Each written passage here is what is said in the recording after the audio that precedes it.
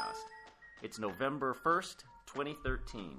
My name's Dave Jevons, and I'm the host of the program. And I'm joined today by Ryan Noonan, a security expert in our threat lab. Ryan, how are you? I'm doing great, Dave. How are you? I'm doing very well, but I'm a little tired because it's been a very busy couple of weeks in security. Oh, tell me about it. We have a very interesting podcast for you today.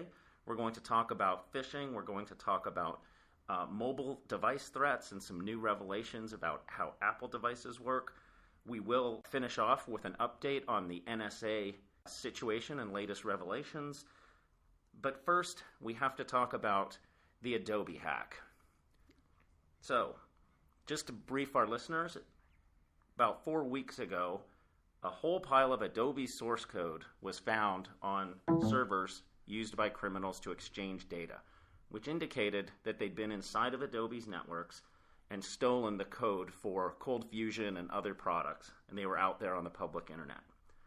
It's come to light that there's also a database of the usernames, email addresses of every Adobe customer, apparently about 130 million of them. Now, there's some password issues with this data, isn't there, Ryan? There is. So, good security practices dictate that when you store someone's password, you salt it, then you hash it. And the hash is an irreversible form of encryption. So if someone got that data, they couldn't brute force it and get the clear text password and then use it to log into all the other people's sites. And now, if you do it correctly, as you say, then if you were even able to decrypt one person's password, you'd still have to do it up for each different person. Right. And 130 million of these would take a eons. long time. A long time. Yeah, you'd get one person's at a time. You'd brute force one, but then you'd have hundreds of thousands of other users to go through. So unless you had some sort of magic to go through and pinpoint the specific user that you wanted to get and then use that for a spear phishing campaign, that's useful. But if you were just going to go out and blanket the internet and get everyone's usernames and passwords, that's probably not a good idea. Now, this form of storing passwords, salting them and encrypting them with a hash, that's been around since at least 1973 in the Unix operating system. Did Adobe use this well-known form of encryption? Well, from the reports I have been seeing, no, they did not. They encrypted the passwords. And unfortunately, the data I've been seeing says that they used one key to encrypt a password. All the passwords. Right, not just a password, every single one of them. And worse, they didn't store a hash. They didn't use hash encryption. They used a symmetric key encryption, which means if anyone ever gets that key, they can decrypt 130 million passwords instantaneously. And what's worse is the form of encryption they use. You can get hints off of certain encrypted passwords as well. So in some cases, you can get the last couple characters in plain text.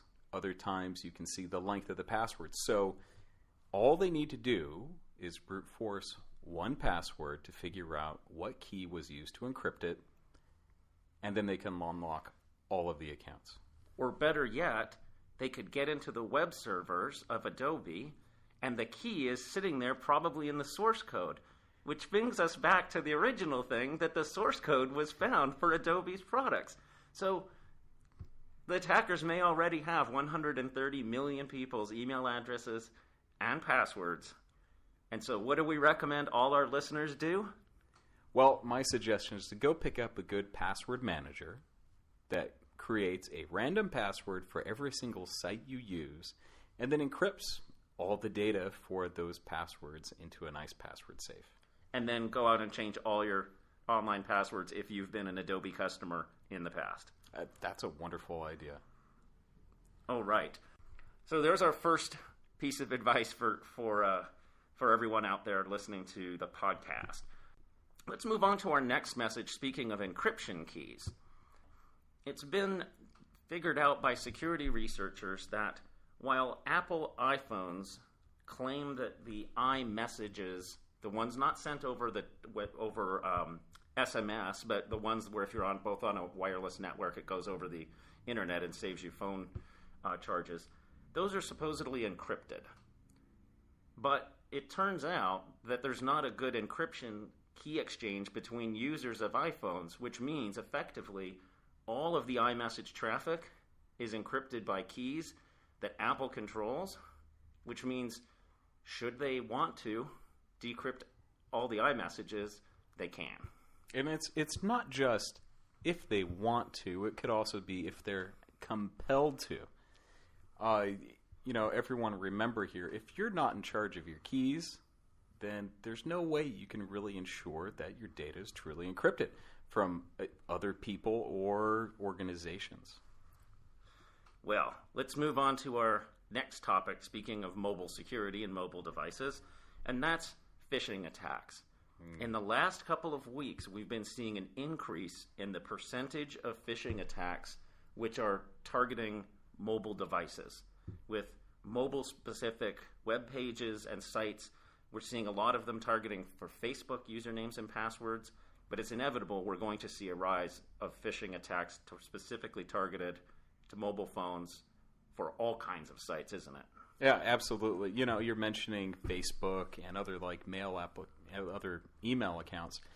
I wouldn't be surprised if we see these same techniques used for, say, bank sites and something else. You can also wonder about BYOD programs where administrators are having people bring in their own home devices and connect to their corporate network, which leaves open the possibility of stealing corporate data. Well, speaking of stealing corporate data, one thing I've been thinking about that's related to this is if I phish somebody's iTunes and App Store password, if I phish their iCloud password effectively, that would give me access to all data that's backed up by their phone on iCloud. If they're a corporate user, that's not just photographs and your music. That's emails and calendars and address books. Seems like we could have a new vulnerability on our hands. It sounds like a pretty good one. I wouldn't necessarily call it a vulnerability as much as an opportunity to retrain users into deciding what they want to back up. Now, iOS, there's plenty of options for designating what applications you can back up to iCloud. People need to be very careful to make sure that they only back up what they need. Perhaps if they backed up their family photos, that would be good. If they were to back up their email, especially their corporate email, that's another can of worms that the IT admin has to make sure is locked down. Speaking of backups, even if you turn on the encrypted backup function, it doesn't do you any good because if the person has your username and password to your iCloud, they can decrypt all of that data anyway. Right. I mean, what we were talking about keys earlier, if they're pretending they're you and the key gets sent back because they just authenticated as you to Apple, yeah, they get everything. They get all the backups. Saying the encryption is really good. If they don't have the username and password, then they can't get into this data blob. But once they get that key, it opens up the box. Now, phishing attacks, can take a lot of work. You have to be able to hide your tracks. You have to check the effectiveness of them. But there's a new tool out, isn't there, that can help phishers? There is. We saw it earlier. It's called Fish Pole. It's kind of a neat name because much like how a physical fishing pole, you rig it up, you put the line in the water, and you have good bait. What this is it's a software project for IT admins to create mock phishing campaigns and then send it out to their internal network to find out who are the more risky users in their organization. So they phish their own employees effectively and then track all which campaigns were effective, and then the idea is you go talk to those people and train them and say, hey, you just fell for a phishing email, right? Oh, right. And I think one of the big things about this is much like a good marketing campaign, it sends back analytics, things like the operating system and then the browser that it uses. So it can refine their phishing techniques over time to be able to continue to fool their users and continue to bring up the security awareness within the organization. And then, like you said, target individuals who perhaps need a little bit. It sounds like a little bit of a double-edged sword because it sounds like a perfect thing for would-be phishers out there, criminals who want to set up campaigns similar to the ones we've been talking about to steal iCloud passwords or Facebook logins or any kind of corporate applications. Oh, absolutely. In the in nefarious hands this phishing campaign. These aren't one-offs anymore. There are many phishing kits that help people create little phishing emails that go out. This is like Google AdWords for phishing. The analytics you get back, it's pretty amazing. Getting something where you can tailor it and then getting the success metrics off of it. You're right. It is a double-edged sword, and I think a lot of people are going to get cut. For our interested listeners, you can Google Fishpoll, Phishpoll,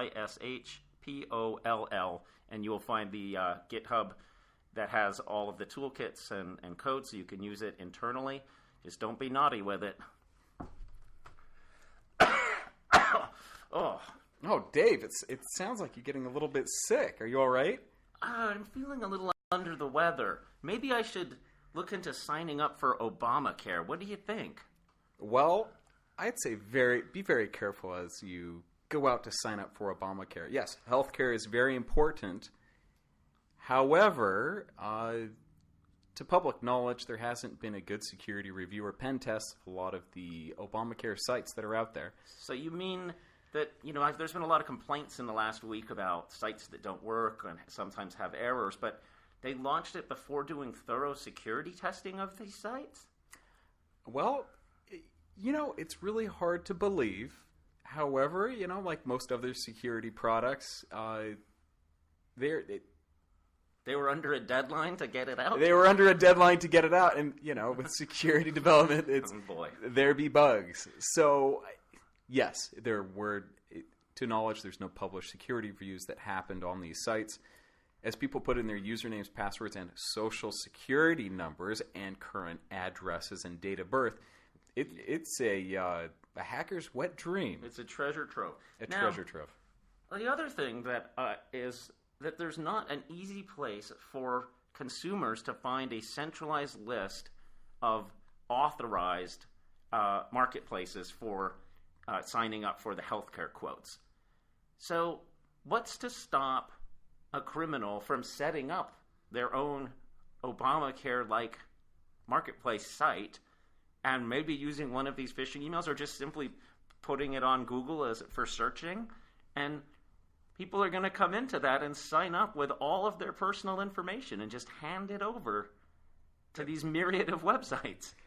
That's true. I think you were the one that said they're not hacking the email, you're giving it to them. Right. And this is a perfect example, someone that was running a phishing campaign where they're getting good clickbacks and they have a simple website set up with forms. There's nothing to stop them. There's no one watching and shutting these sites down yet. So a whole new economy of stolen information sounds like it's going to be out there and happening. Yeah, it's pretty amazing. It really is. Well, we'll look to see new developments on that, and we'll keep everyone apprised of what happens with the security of Obamacare and how they intend to lock down this system so that people can't set up fake sites and get everyone's information. Yep. Speaking of updates, on our last podcast, we talked about the NSA and whether they had been asking companies to put backdoors into products. Let's give an update on a couple of new developments in the NSA revelations. The first is, it seems like they've been caught spying on French telephone calls, presumably by having backdoors or secret closets in phone networks in France. And this certainly has angered the French government, hasn't it? Yeah, it has. And it's not just the French that are upset. It's also the Mexican government as well as the German government. They've been hacking some of these government email systems as well as spying on phone calls. Oh, and not just government. There's even allegations that, well, actually not so much allegations as much as discoveries that they were watching presidential candidates in these countries' email before they were elected. Yeah. Well, they're doing their job because their job is to gather intelligence. And as President Obama says, every country gathers intelligence on every other one. But there's been a new revelation this week that is even more interesting. And it is that allegedly they have been tapping internal networks at Google and at Yahoo with the help of GCHQ, which is the UK government's version of the NSA, tapping unencrypted traffic, all the traffic inside of data centers, presumably in the UK, for Yahoo and Google. That seems like a really big thing. It is a really big thing. It's a giant net that they've cast, and they have a lot of information. I think for me, what I would like to know is, was this active participation by these corporate entities, or was this a hack, or were there inside players working with the NSA and the British intelligence agencies to set these things up? So you mean co-employed people, employees that work both for example, Google, and work for the spy agencies? Or, yeah, it's sort of like how the CIA goes out and taps assets. I'm really curious if this is the technological counterpart where there's normal civilians that are tasked, either through coercion or patriotism of some sort to go and accomplish these tasks. Well, it could also be that maybe some of the routers that are in these data centers were compromised, physical hardware modifications to them that would be very difficult to detect. And, all of these data centers are built out of a lot of pretty off-the-shelf technology, from Juniper and Cisco and companies like that. The other thing is perhaps the data centers themselves have been somehow physically tampered with, where maybe someone, when they were putting in the fiber optics, added an extra line that went off into the ceiling and no one knew where it went.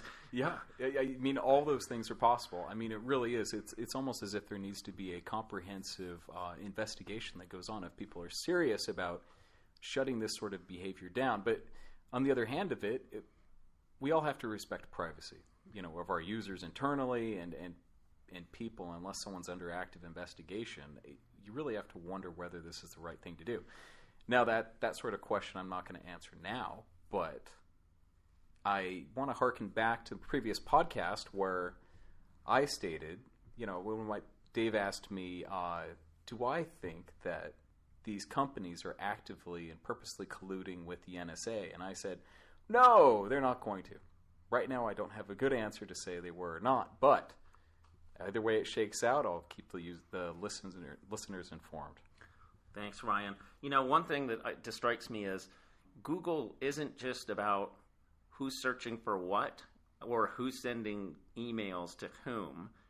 They also have a whole series of business services like Google Docs that have documents of hundreds of thousands of companies in them, and that could have potentially been part of the information that was being pulled off these networks. Yeah, that's totally correct. That really comes back to my idea, or what we were talking about earlier regarding data security. We're talking about the iPad. You have the username and the password. Someone can go and they can get it. And I mentioned that if you don't own the key, how can you really be sure that your data is private? This is another case. If people are putting documents up on these cloud services like Google, where there are people maybe monitoring all the traffic, and you're not encrypting it locally, there's a good chance that, yes, they can read all of it. They can take it. They can use it. So this may have implications for internal data centers and data center design, where people will have to look at link encryption inside of the data centers and potentially really pay a lot more attention to how data is segregated and encrypted with different keys and key management, because there could be some very, very clever sniffing going on that's not just from external hackers, as this clearly is the case. Right. It's the internal hackers as well. All right.